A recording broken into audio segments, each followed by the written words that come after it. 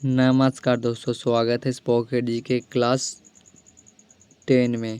Class 9 तक हो चुकी है। अगर आपने नहीं देखा तो मेरे यूट्यूब चैनल पे पढ़े हो, इसका प्लेलिस्ट भी बना है, वहाँ से भी जाकर आप लोग देख सकते हैं। आज का जो क्लास है क्लास 10 यानी क्लास 10 है। तो चलिए बिना देर के करते वीडियो का स्टार्ट। तो आज का जो हमारा पहला प्रश्न है कि बाल गंगाधर निकल किसे अपना राजनीतिक गुरु कहते थे? क्या बाल गंगाधर निकल जो है वो किसे अपना राजनीतिक गुरु कहते थे? तो दादा भाई नौरोजी को कहते थे। किसको कहते थे? दादा भाई नौरोजी को कहते थे। आप यहाँ पे देख सकते हैं किसको कहते थे, तो दादा भाई नौरोजी को कहते थे। फिर यहाँ पे एक प्रश्न है कि गांधी इरविन समझौता पर कब हुए थे? क्या गांधी इरविन समझौता पर जो हस्ताक्षर हुआ वो कब हुए थे? गांधी इरविन समझौता पर हस्ताक्षर हुआ वो कब हुए थे? तो 5 मार्च 1931 को हुआ था। कब हुआ था? 5 मार्च 1931 को जो है वो गांधी इरविन समझौता पर हस्ताक्षर हुआ था। इस बात को यहाँ पे याद रखेगा, क्योंकि ऐसा ही प्रश्न जो है आपके एग्जाम में, कम्पिटेटिव एग्जाम, कोई भी एग्जाम की तैयारी कर रहे हैं तो ऐसा ही एग्जाम आपको यहाँ पे एग्जाम में बनता है। पॉकेट जीके से बाहर कोई यहाँ पे आपको प्रश्न नहीं आने वाला है, कोई क्वेश्चन नहीं आने वाला है। तो पूरा क्लास पॉकेट जीके का कर लीजिएगा आप यहाँ पे। क्लास 1 से लेकर जब तक हम क्लास करवा रहे हैं तब तक तो चैनल को सब्सक्राइब करके चैनल से जुड़ जाइएगा दोस्त। अगर आप मेरे चैनल पर नए हैं तो चैनल को सब्सक्राइब जरूर कर लीजिएगा और बेल आइकन दबा घंटी को ऑल कर लीजिएगा कि जैसे इसका अगला वीडियो अपलोडेड हो तो सबसे पहले दोस्त अब तक पहुँच सके। यहाँ पे अब अगला प्रश्न देखिए। अगला प्रश्न जो है वो है कि उस राज्य पुनर्गठन आयोग का जो अध्यक्ष कौन था? क्या आयोग का जो अध्यक्ष है वो कौन था जिसने भाषाई आधार पर राज्यों का पुनः समाकलन करने की सिफारिश की थी? क्या की थी? सिफारिश की थी। तो फजल अली ने किया था। किसने किया था? फजल अली ने किया था। यहाँ पे ध्यान दीजिएगा, प्रश्न को समझिएगा कि उस राज्य पुनर्गठन आयोग का अध्यक्ष था? क्या था? अध्यक्ष कौन था जिसने भाषाई आधार पर राज्यों का पुनः सीमांकन करने के लिए सिफारिश की थी? तो फजल अली ने किया था। किसने किया था? फजल अली ने सिफारिश किया था। किसने किया था? फजल अली ने किया था। फिर यहाँ पे प्रश्न है कि गांधी जी किसकी रचनाओं से प्रभावित थे? क्या हमारे जो गांधी जी, जिनको हम लोग बापू के नाम से जानते हैं, वो किनकी रचनाओं से प्रभावित थे? तो आपको हम बता दें कि लियो टॉलस्टॉय के रचनाओं से जो है वो प्रभावित थे। किसको? लियो टॉलस्टॉय के जहाँ पे यहाँ पे देख सकते हैं दोस्त। फिर यहाँ पे एक प्रश्न है सत्याग्रह शब्द जो है उसका निर्माण किसने किया था? क्या सत्याग्रह शब्द का जो निर्माण है वो किसने किया था? तो गांधी जी ने किए थे। किसने किए थे? गांधी जी ने किए थे। सत्याग्रह से याद आया कि सत्याग्रह एक आंदोलन का नाम है। जो चंपारण सत्याग्रह जिसको बोलते हैं, चंपारण सत्याग्रह एक आंदोलन का नाम है जो करीबन शायद 1917 में किया गया था। और यहाँ पे नील की खेती की समस्या के लिए किया गया था। किस लिए किया गया था? नील की खेती के समस्या के लिए किया गया था। इस बात को भी यहाँ पे याद रखेगा। ऐसा प्रश्न जो है आपके यहाँ पे कम्पिटिटिव एग्जाम में बनती है, इसलिए बता रहे हैं आपको हम। फिर यहाँ पे प्रश्न है कि गांधी जी से दक्षिण अफ्रीका में मिलने के लिए कौन गया था? क्या गांधी जी से दक्षिण अफ्रीका में मिलने के लिए जो है वो कौन गए थे? तो गोपाल कृष्ण गोखले गए थे। कौन गए थे? गोपाल कृष्ण गोखले गए थे। जहाँ पे यहाँ पे दोस्त देख सकते हैं। ऐसा प्रश्न जो है आपके यहाँ पे कॉम्पिटिटिव एग्जाम में आ सकता है। यहाँ पे फुल वीडियो आप यहाँ पे देखिएगा। फिर यहाँ पे 1918 में 1918 में महात्मा गांधी सूती कपड़ा कारखानों के मजदूरों के लिए, किसके लिए? मजदूरों को बीच जो है सत्याग्रह आंदोलन जो है वो चलाने के लिए कहाँ पहुँचे थे दोस्त? अहमदाबाद में पहुँचे थे। कहाँ? अहमदाबाद में पहुँचे थे। फिर से यहाँ पे क्वेश्चन को देखिएगा कि 1918 में, कब? 1918 में महात्मा गांधी सूती कपड़ा कारखाने के मजदूरों के बीच जो है वो सत्याग्रह आंदोलन चलाने के लिए, क्या कौन आंदोलन? तो सत्याग्रह आंदोलन चलाने के लिए कहाँ पहुँच गए थे? तो अहमदाबाद पहुँच गए थे। कहाँ? अहमदाबाद पहुँच गए थे। इस बात को यहाँ पे आप लोग याद रखिएगा। फिर यहाँ पे प्रश्न है कि महात्मा गांधी जी ने किस आंदोलन से महात्मा गांधी जी ने किस आंदोलन से जो है वो भारतीय राजनीति में प्रवेश किया था? तो चंपारण आंदोलन से किया था। अभी हम आपको बता दें चंपारण सत्याग्रह आंदोलन के बारे में अभी आपको हम बता रहे थे। इसी आंदोलन से जो है गांधी जी यहाँ पे राजनीतिक में प्रवेश कर गए थे। मतलब कि इस आंदोलन के बाद जो है उनको राजनीति में दिलचस्पी हो गया और राजनीति में वो हेल गए। समझे कि नहीं? उम्मीद करता हूँ कि क्वेश्चन समझ गए होंगे। और अगर आप तक मेरे चैनल को सब्सक्राइब नहीं किया है दोस्त, तो प्लीज़ मेरे चैनल को सब्सक्राइब करके चैनल से जुड़ जाइएगा दोस्त। आपको यहाँ पे इस पॉकेट जी का वीडियो एक यहाँ पे आपको यहाँ पे शाम को शाम डेली अपलोडेड होता है। यहाँ पे अगर आप बोलिएगा तो सुबह एंड शाम में दोनों टाइम में भी आपको अपलोड करवा सकते हैं, अगर आप कमेंट में बोलिएगा तो। फिर यहाँ पे प्रश्न है कि गांधी जी की अध्यक्षता में एकमात्र AICC अधिवेशन कहाँ आयोजित किया गया था? क्या गांधी जी की अध्यक्षता में जो है एकमात्र ICC अधिवेशन जो है वो कहाँ आयोजित किया गया था? तो कहाँ आयोजित किया गया था दोस्त? तो बेलगाम में किया गया था। कहाँ किया गया था? आप इस बात को यहाँ पे देख सकते हैं। कहाँ किया गया था?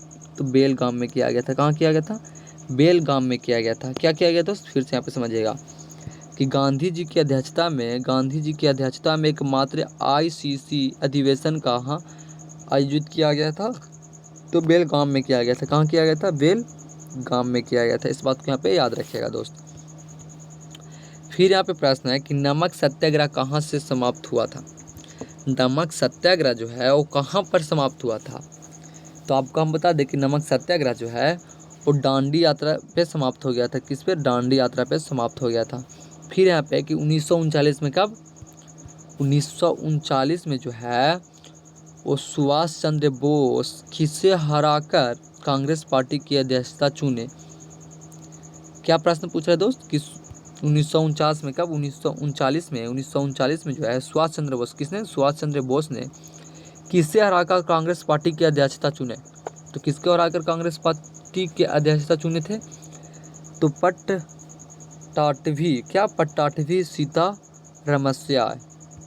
पट्टाभी सीतारामस्याय को हराकर जो उन्होंने है वो भारतीय राष्ट्रीय कांग्रेस पार्टी की अध्यक्षता चुने थे। इस बात को यहाँ पे आप लोग याद रखिएगा। फिर यहाँ पे एक प्रश्न है, क्या है दोस्त? तो भारत में कैबिनेट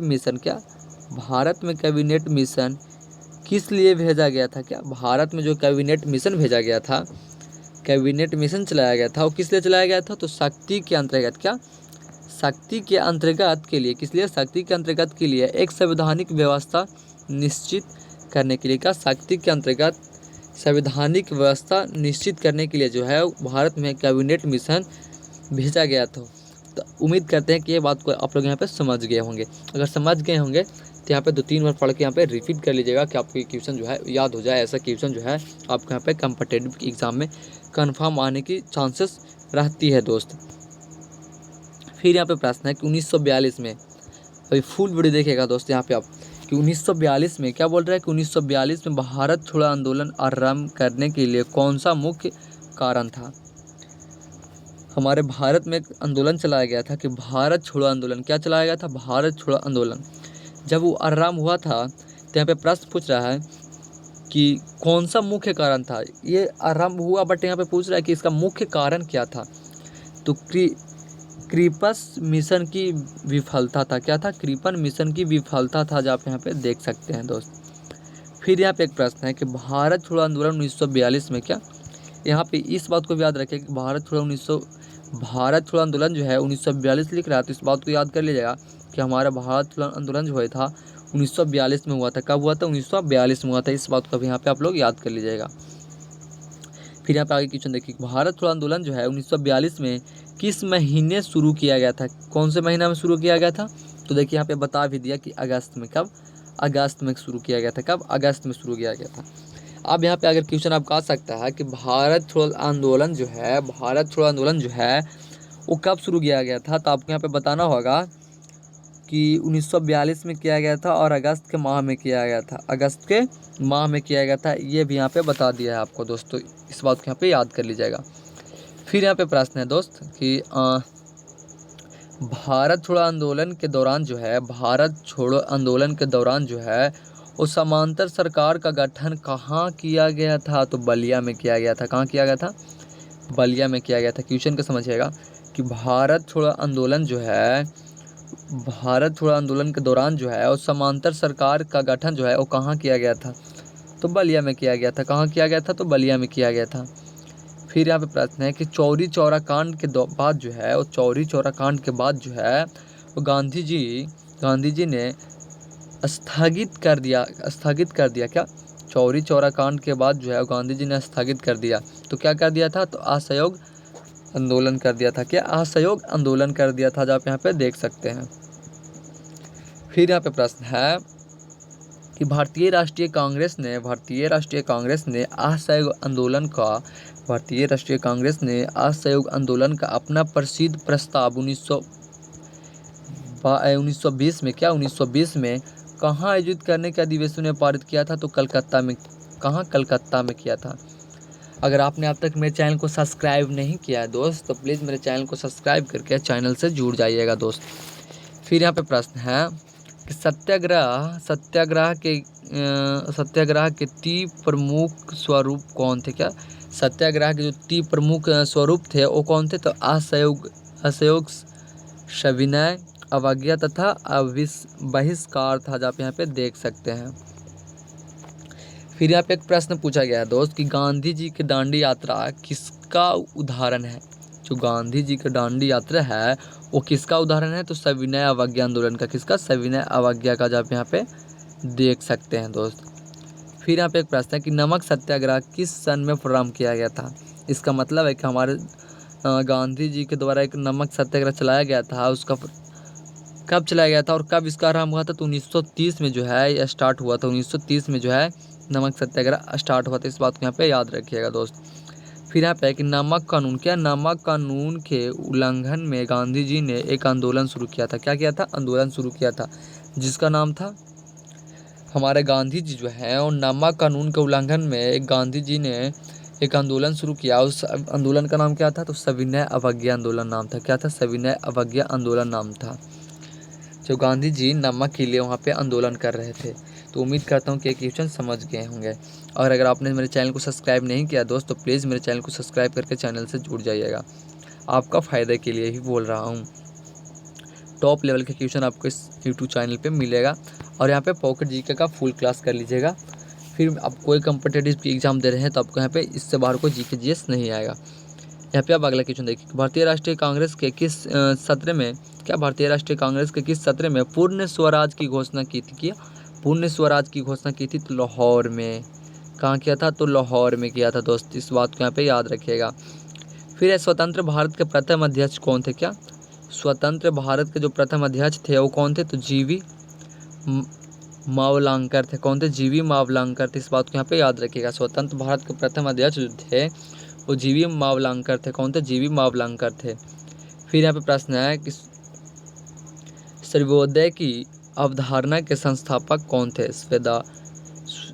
सर्वोदय की अवधारणा के जो संस्थापक हुए वो कौन थे? तो महात्मा गांधी जी। कौन? महात्मा गांधी जी थे। कौन थे? महात्मा गांधी जी थे। फिर यहाँ पे प्रश्न है क्रिस्टोफर कोलंबस कहाँ का था? क्या क्रिस्टोफर कोलंबस जो है वो कहाँ का था? तो आपको बता दें जिनोवा का था। कहाँ का था? जिनोवा का था। आप यहाँ पे देख सकते हैं जिनोवा का था। फिर है कि हस्तक्षेप नीति का अर्थ क्या है? क्या हस्तक्षेप नीति होता है उसका अर्थ क्या होता है? तो हस्तक्षेप नीति का अर्थ जो है वो कुछ प्रतिबंधों का हट जाना होता है। क्या होता है? कुछ प्रतिबंधों का हट जाना होता है, जो आप यहाँ पे देख सकते हैं। कुछ प्रतिबंधों का हट जाना होता है, आप यहाँ पे देख सकते हैं दोस्त। फिर यहाँ पे प्रश्न है कि बनारस हिंदू विश्वविद्यालय की स्थापना किसने की थी? क्या बनारस हिंदू विश्वविद्यालय जो है उसकी स्थापना किसने की थी? तो मदन मोहन मालवीय ने किया था। किसने किया था? मदन मोहन मालवीय ने किया था। मदन मोहन मालवीय ने किया था। इस बात को यहाँ पे याद रखिएगा। फिर यहाँ पे प्रश्न है कि जहाँ कानून नहीं वहाँ स्वतंत्र नहीं। क्या जहाँ कानून नहीं वहाँ स्वतंत्र नहीं, यह किसने कहा था? तो जॉन लॉक ने कहा था। किसने कहा था? जॉन लॉक ने कहा था। जहाँ कानून नहीं वहाँ स्वतंत्र नहीं, इस बात को किसने कहा था? तो जॉन लॉक ने कहा था। इस बात को यहाँ पे याद रखेगा। फिर यहाँ पे प्रश्न है कि लोकतांत्रिक समाजवाद की विधियाँ हैं? तो समझाना और प्रचार करना होता है। क्या होता है? समझाना और प्रचार करना होता है। फिर यहाँ पे प्रश्न है कि चीन की गेट वाले का निर्माण किसने करवाया था? क्या चीन की गेट वाला का जो निर्माण है वो किसने करवाया था? तो शिव हुआंग टी ने कराया था। किसने? शिव हुआंग टी ने किया था। तो ठीक है, फिर मिलता है अगले वीडियो के साथ। तब तक के लिए जय हिंद, जय भारत। पॉकेट जीके का अगला क्लास करने के लिए चैनल को सब्सक्राइब करके चैनल से जुड़ जाएगा दोस्त। ठीक है, फिर मिलता है अगले वीडियो के साथ।